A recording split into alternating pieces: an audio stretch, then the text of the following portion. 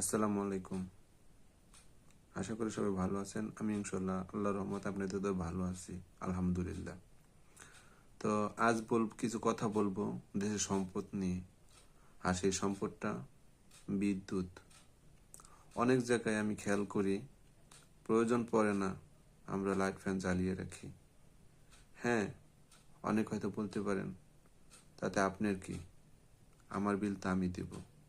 কথা সত্য, আপনার বিল আপনিই দিবেন, কিন্তু ভাই এটা তো দেশের সম্পদ।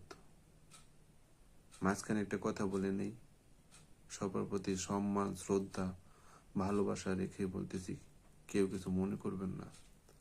আমাকে খুব কষ্ট দেয় জিনিসগুলো, খুব খুব কষ্ট দেয়। তাই সবার প্রতি আবারও বিনীতভাবে দুই হাত তুলে অনুরোধ করব, দেশের সম্পদ অপচয় করবেন না প্লিজ। আমরা অনেক সময়, বিশেষ করে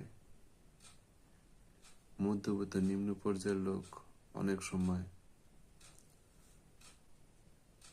লোডশেডিং এর অনেক কষ্ট করে।